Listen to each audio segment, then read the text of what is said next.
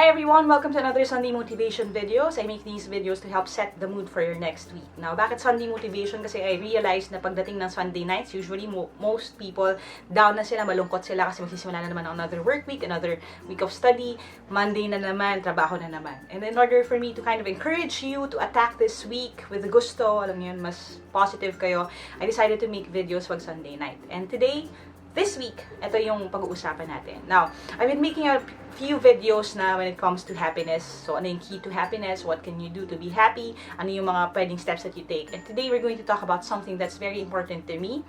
And I figured in my life, and naging effective talaga siya sa life ko. And when I talk to other people, I also share this. That is this. In order to be happy, you can choose one of two things. You can either do what you love or love what you do.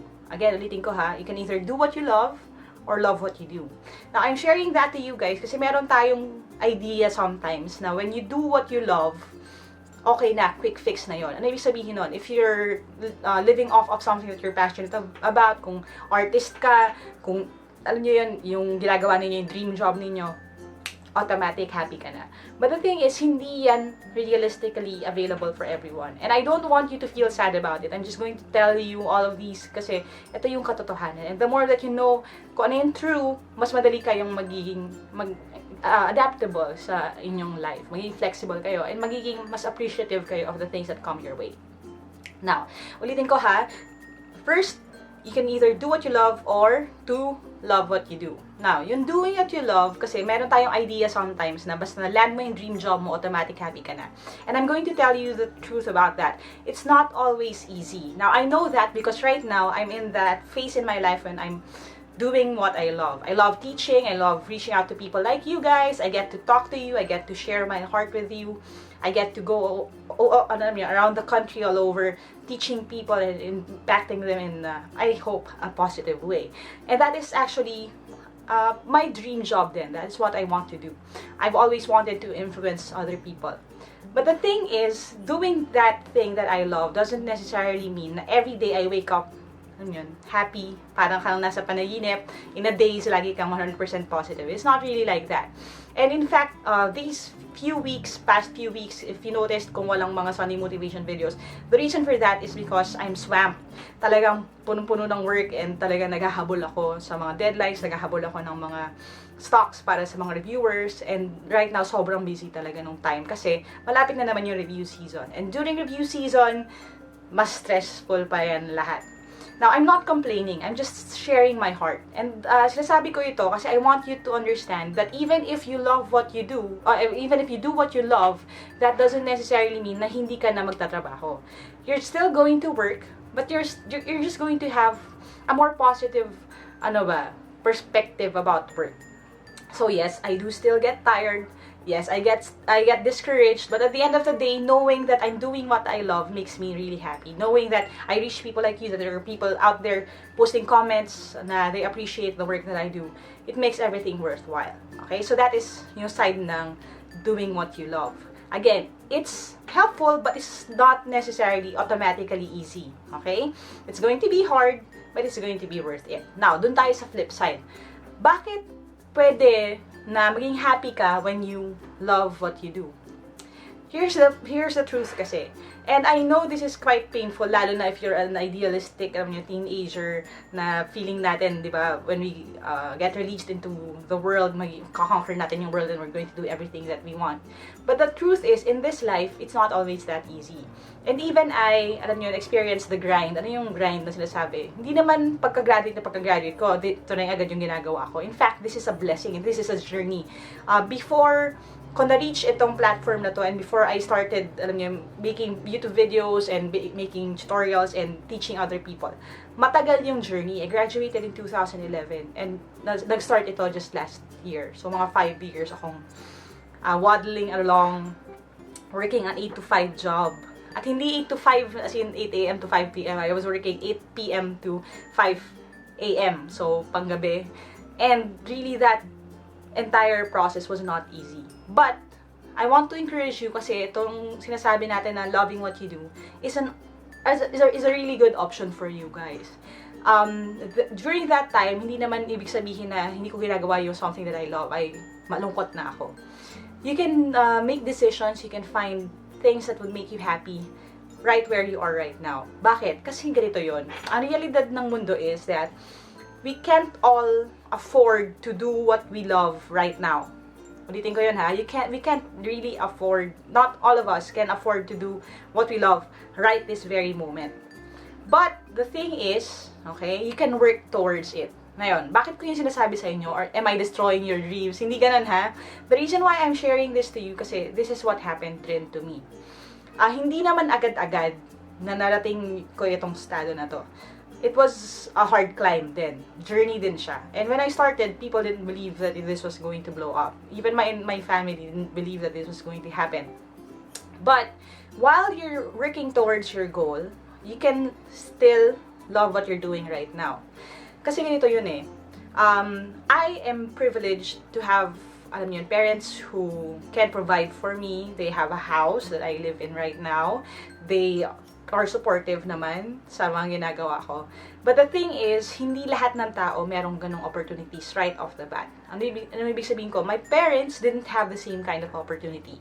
In fact, my mother, i-example ko na lang si mama, my mother didn't really want to be an accountant.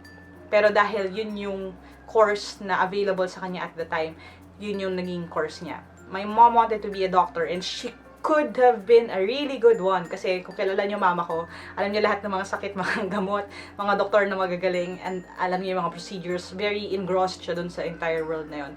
But the thing is, hindi siya nagkaroon ng pagkakataon to be a doctor. Because they were really, really poor. As in, dirt poor, tondo girl ang mother ko.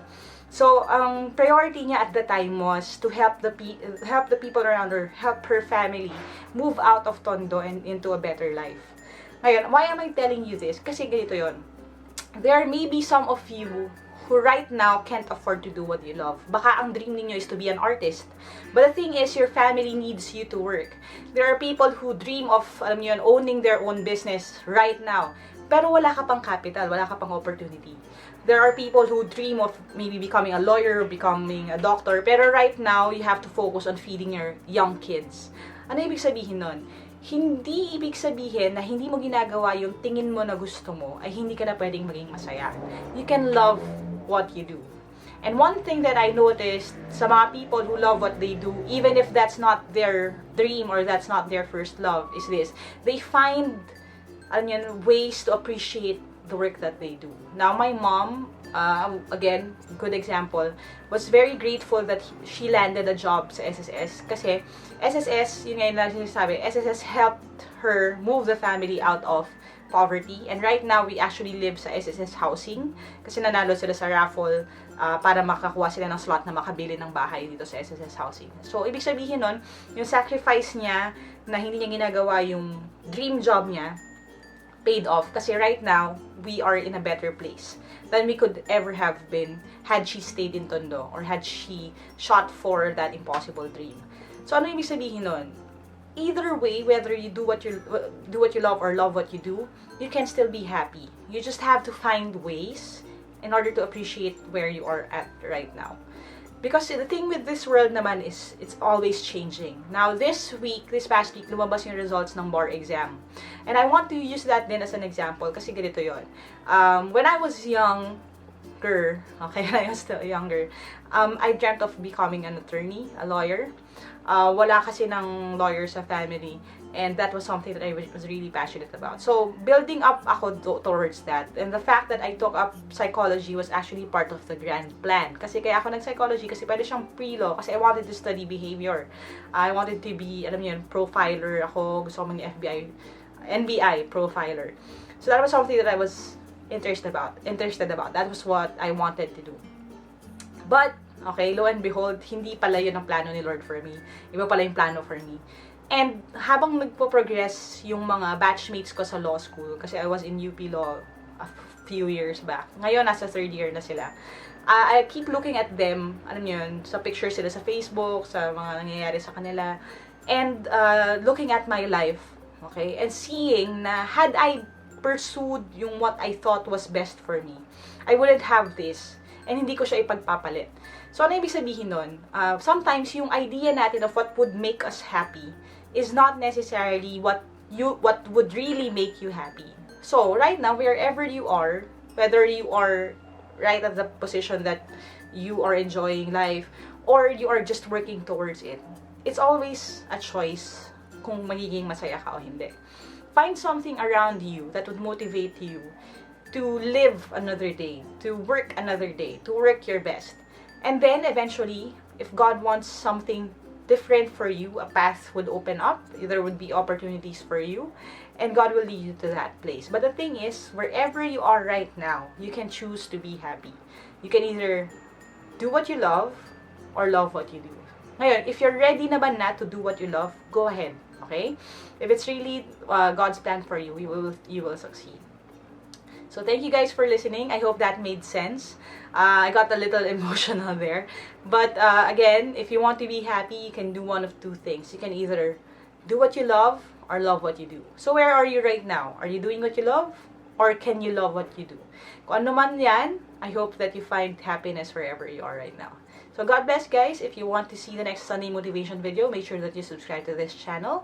And again, if you have any comments or meron kayong gusto mga hingin na advice, you can go to www.facebook.com/atelikemarivilla.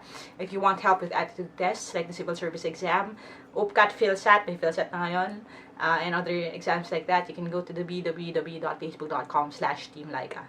Thank you guys. I love you all. God bless you. See you next week.